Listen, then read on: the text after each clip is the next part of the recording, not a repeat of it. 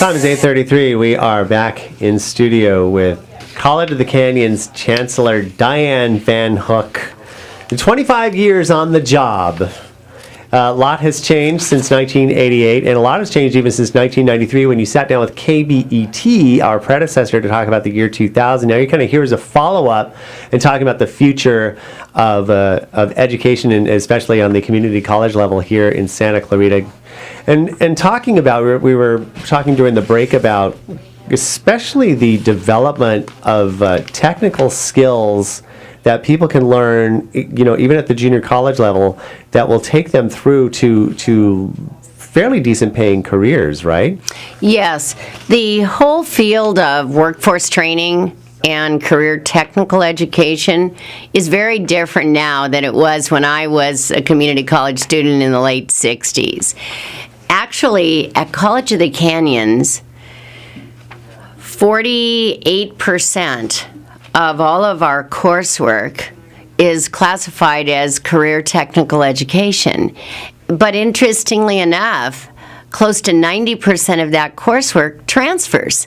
So the nature of what four-year colleges and universities are doing, depending on when they're public or private and what state they're located in, has become much more highly technical.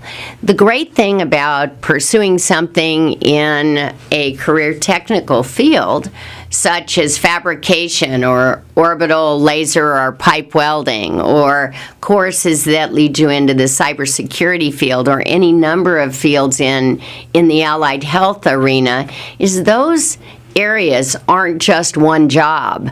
There are many careers in those fields, and once you get into the field and acquire more practical experience and develop your networks, you have the ability and flexibility to not only move up and on, but move across and over. And that's the great thing about what's been discovered in the field of technology.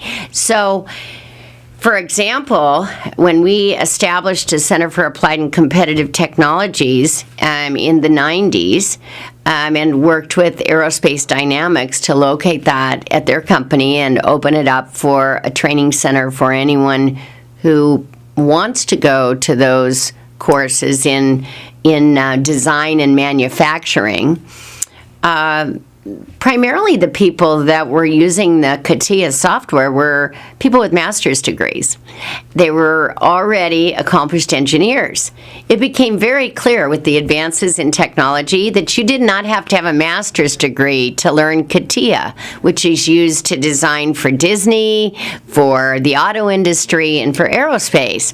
So now you can, as long as you have some basic understanding and know how to use the computer, you can actually take those design courses and land yourself a job that can start anywhere from $30 to $55 an hour. Now that's great. That's funny when you said that, because I was thinking $30,000 to $55,000 a year. That is definitely more than so. $30 to $55 an hour is incredible for coming out of school. That's incredible. Is, and the better you get at it, the more applications that you acquire, how you know to intersperse those applications, fabulous. The same thing in our fabrication or welding area. We don't just, in fact, we do very little arc welding anymore. We do laser welding, we do orbital, and are moving into pipe welding. We just acquired a National Science Foundation grant to move into that area. Welders, when they graduate with their welding certification from the city that they have to take an exam, whether it's the County of LA or the City of LA or wherever it is, if they go into the private sector, they can start out making $75,000 to $90,000 a year without overtime.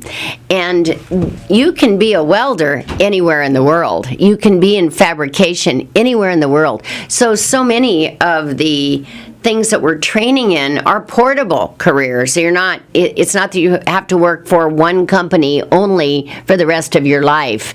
You have a lot of value to add to the profession. So we're really looking at, and have already developed over 90 specializations that people can come to the college, acquire, and be placed in the industry. And we're very fortunate that we have a very active internship program with hundreds of internships in fields, not only in the Santa Clarita Valley, but in businesses in our region. So we have students in our radio, television, film, it's now called media education arts field, that are working at every major studio in Burbank.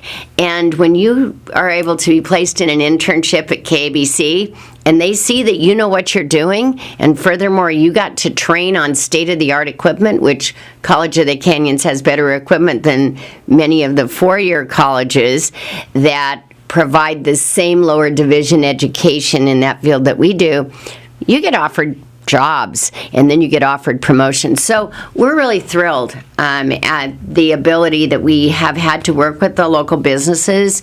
On any given year, through our economic development unit, we train and provide education and training to 5,000 to 10,000 local employees in the valley so they can upgrade the skills that they already have and help their companies grow and secure additional contracts. So it's a wonderful system. And back in 1993, we had a few partnerships with business, but my goodness, in the last 7 years, since in 2007, from 2007 to now, we've provided training for close to 5,000 businesses in the valley that have helped them expand their capacity and retool themselves as the need arises or the opportunities present themselves. That's so exciting. We already have that natural placement network for our students.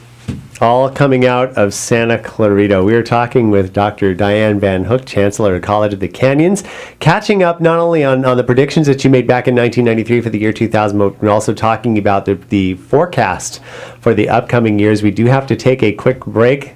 This is your hometown station, AM 1220 KHTS.